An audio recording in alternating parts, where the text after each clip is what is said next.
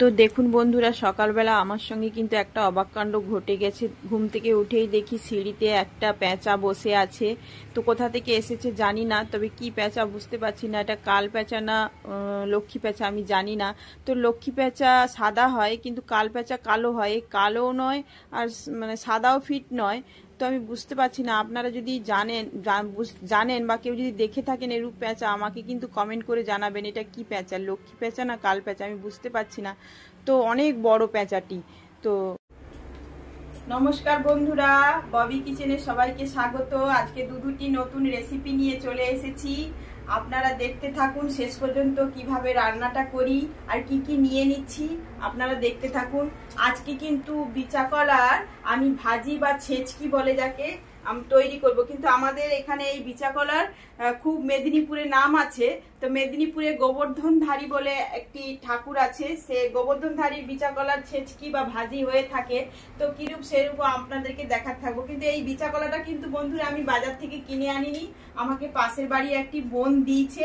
তো সব কলাগুলো রান্না করব না, তো হাফ কলাগুলো রান্না করব, হাফগুলো রেখে দেবো। কলাগুলো কেটে নিচ্ছি, আপনারা দেখে নিন। আর কি কি মশলা ব্যবহার করেছি সেটাও দেখিয়ে দিচ্ছি। দুটো যে রেসিপি করব, এক হচ্ছে বিচা কলার যে আমি ছেচকি করব, আর আমি আজকে ডিম পোস্ত করব। আমি নিয়ে নিয়েছি পোস্ত, চালমগজ এবং জিরে, হলদি গুঁড়ো, লঙ্কা গুঁড়ো, চিনি, ধনিয়া, সর্ষে এবং পাঁচফোড়ন, চিনে বাদাম, টক দই, তেজপাতা, শুকনো লঙ্কা আর কাঁচা লঙ্কা। বন্ধুরা বাজার থেকে আনতে মনে নেই, কারণ আমি ভাবছিলাম গাছে আছে, গাছেও নেই, কিন্তু একটা পেয়েছি, ওটা দিয়ে কাজ চালিয়ে দেবো। তো দেখতে থাকুন, আমি কিন্তু সবজিটা কেটে নিচ্ছি। এগুলো কিন্তু গাছের বেগুন, কলার জন্য আমি ভাজির জন্য তুলে এনেছি, বেশি ছিল না, এই তিনটেই ছিল। তো আমি কলাটা কেটে নিচ্ছি।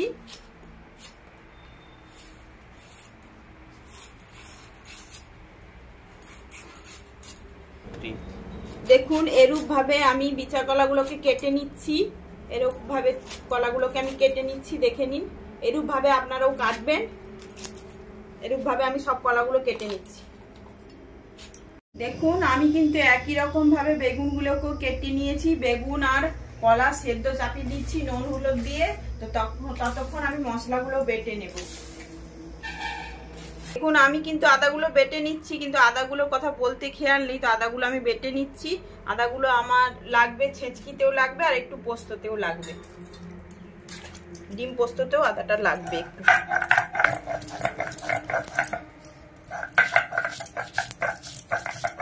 পোস্ত আর চাল মগজটা বেটে নিচ্ছি ডিম পোস্তর জন্য।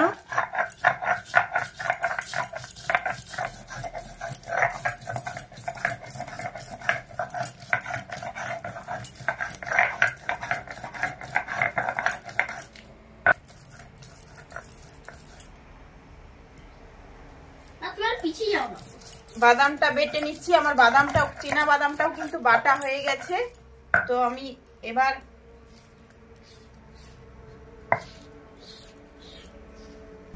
দেখুন আমি জিরে আর ধনেটা ভেজে নিয়েছিলাম, সেটাকে গুঁড়িয়ে নিচ্ছি।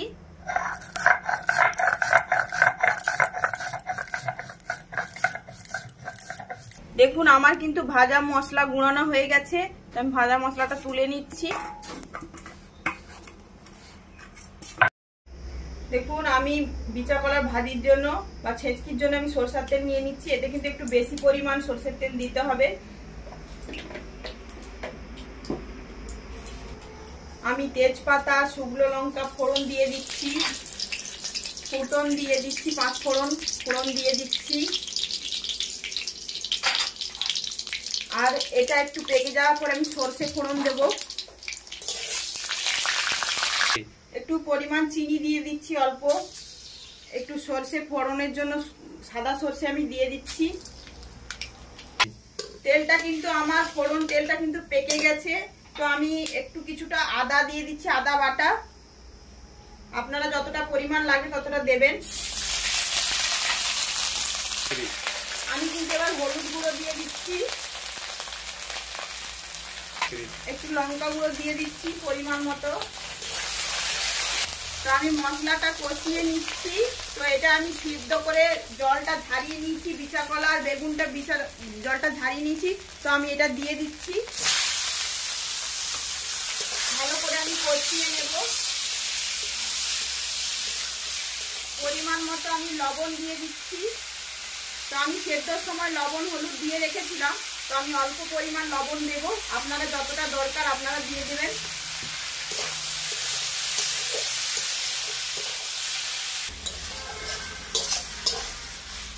তো আমি কষিয়ে নিচ্ছি। তো আমি এটাকে একটা গ্লাস দিয়ে, আপনারা ডাল কাটাকে আমি কষিয়ে নিচ্ছি। তো এটা ডাল কাটা থাকলে আপনারা থেতলো করে দিবেন। আমি একটা স্টিলের গ্লাস দিয়ে আমি এটাকে থেতো করে নিচ্ছি। আপনারা এরকম ভাবে একটু ভালো করে এটাকে ম্যাশ করে দিবেন, ভালো করে যেন একদম থেতো হয়ে যায়, এরকম ভাবে আপনারা করে নেবেন। আমার কিন্তু ম্যাশ করা হয়ে গেছে। আমি গুঁড়ো মশলাটা, যেটা জিরা ধনিয়া যে আমি গুঁড়িয়ে রেখেছিলাম, সেই মশলাটা আমি ছড়িয়ে দিচ্ছি। তো ছড়িয়ে দিয়ে আমি আবার একবার ম্যাশ করে নেব। তো তার আগে আমি আরেকটু কাঁচা সরষের তেল দিয়ে দিচ্ছি, কারণ এটা একটু সরষের তেল ভাজাতে প্রয়োজন। তো এটা খাবেন, খেয়ে দেখবেন অনেকটা সুস্বাদু এবং মুখরোচক খেতে। যারা বিচা কলা খেতে চায় না, তো তারা বুঝতেই পারবেন কতটা খেতে। এটা বাড়িতে বানিয়ে অবশ্যই করে খাবেন, দেখবেন কতটা মুখরোচক এবং স্বাস্থ্যকর। এটা আপনারা বাড়িতে বানিয়ে অবশ্যই খাবেন। দেখুন আমার কিন্তু বিচা কলা ছেঁচকি একবারে রেডি। তো আমি এটাকে নামিয়ে নিচ্ছি। তো পরের রেসিপিটা দেখতে থাকুন।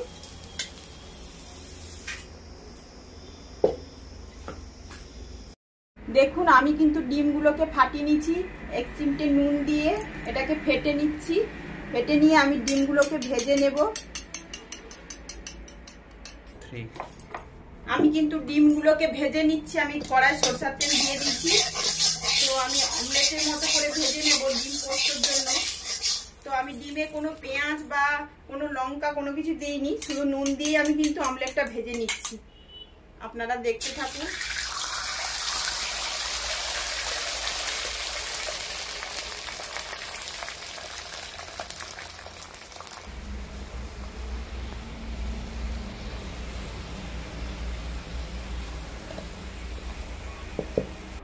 দেখুন বন্ধুরা, আমার কিন্তু ডিমগুলো অমলেট ভাজা হয়ে গেছে। আমি এবার কড়াই সরষের তেল দিয়ে দিচ্ছি ডিম পোস্ত করার জন্য।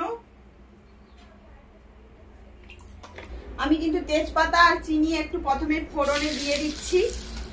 তো আবার দিচ্ছি একটা কাঁচা লঙ্কা, বেশি নেই আমার কাছে, তো আমি একটা কাঁচা লঙ্কা ছিল গাছে, এটা থেকে নিয়ে এসেছি।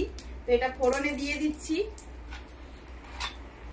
দেখুন বন্ধুরা, আমি কিন্তু পেঁয়াজটা টমেটোটা আগে থেকে কেটে নিয়েছিলাম, তো ওটা দেখানো হয়নি, তো আপনাদেরকে দেখাচ্ছি। দেখুন আমি পেঁয়াজটা দিয়ে দিচ্ছি। তেলটা কিন্তু গরম হয়ে গেছে।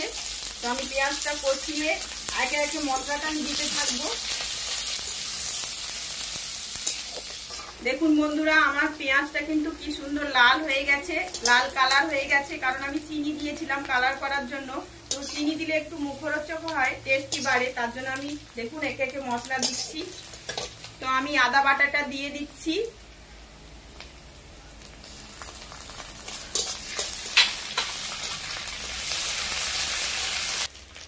দেখুন বন্ধুরা, আমি টমেটো কুচি দিয়ে দিচ্ছি। তো আপনারা পারলে, আমি কিন্তু দিতাম পিউরিট করে, কিন্তু আমার পিউরিট করার অনেকটা দেরি হয়ে গেছে, তাই আমি তাড়াতাড়ি করে রান্নাটা সারছি। আমার মানে যারা খাবে বসে আছে বলে, তাই আপনারা পিউরিট করে দিলে এটা কিন্তু খুব ভালো লাগবে খেতে। আপনারা পিউরিট করেই দেবেন।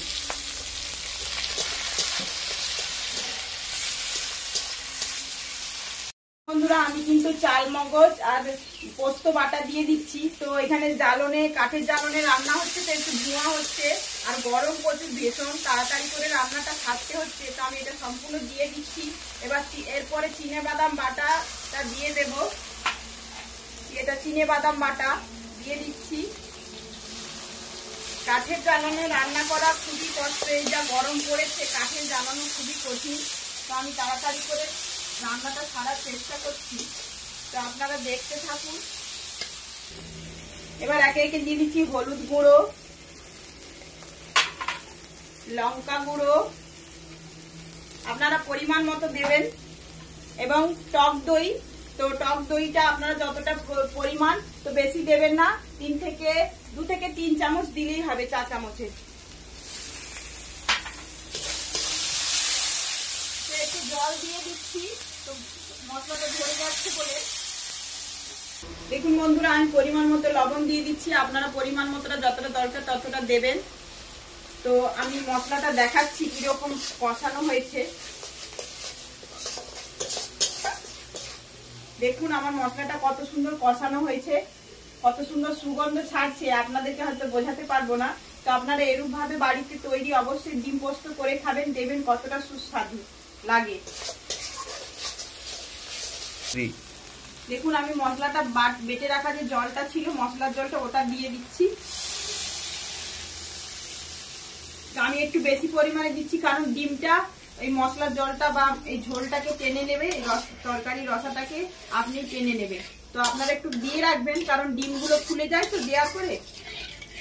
দেখুন ঝোলটা কিন্তু ফুটে গেছে, ফুটছে। আমি ডিমগুলো একে একে অমলেটগুলো ছেড়ে দিচ্ছি।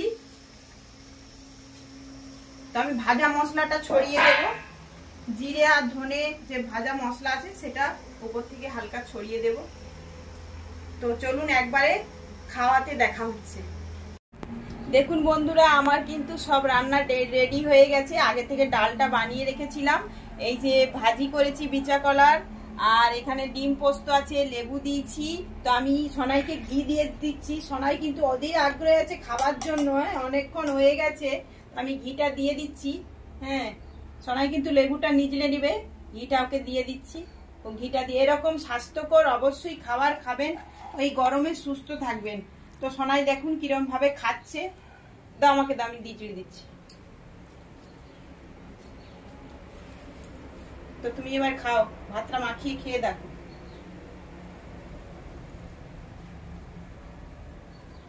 আচ্ছা ঠিক আছে, একটু একটু খাও না, এক ধার দিয়ে একটু করে খাও।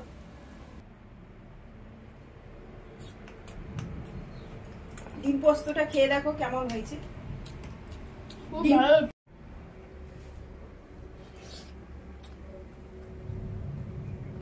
তো ডিমটা খাও, ডিমটা খাও, খেয়ে বলো কেমন হয়েছে। ডিম পোস্তটা খাও, খুব ভালো হয়েছে। তো এটা বিচা কলাটা খেয়ে দেখো কেমন হয়েছে। বিচা কলাটা খুব ভালো হয়েছে। তো দেখুন বন্ধুরা, আজকের মতো এই ডিম পোস্ত এবং বিচা কলা ছেচকি বাড়িতে এরূপ রান্না করে খাবেন। তো সুস্থকর, সুস্থ জীবন, স্বাস্থ্য জীবন এবং স্বাস্থ্য সবকিছু সুস্থ থাকবে। জীবনে যদি আমরা ভালো করে খাওয়া দাওয়াটা ভালো রাখি তো আমাদের জীবনটাও সুস্থ থাকবে। তো আমার রান্নাগুলো যদি ভালো লাগে তবে একটি লাইক করবেন এবং কমেন্ট করে জানাতে ভুলবেন না কেমন হয়েছে। বাড়িতে রান্না করে অবশ্যই খাবেন। তবে আমার চ্যানেলটিকে সাবস্ক্রাইব করবেন, তো পাশে থাকা বেল আইকন ঘন্টিটিকে প্রেস করবেন। তো আমি যদি ভিডিও যখনই ছাড়বো তখন আপনাদের কাছে প্রথম পৌঁছে যাবে। তো আমার প্রত্যেকদিন নতুন নতুন নিত্য নতুন রেসিপি পেতে আপনারা আমাকে দেখতে থাকুন এবং পরবর্তী ভিডিও পাওয়ার জন্য আমার চ্যানেলটিকে সাবস্ক্রাইব করে রাখুন। তো চলুন পরের ভিডিওতে দেখা হচ্ছে।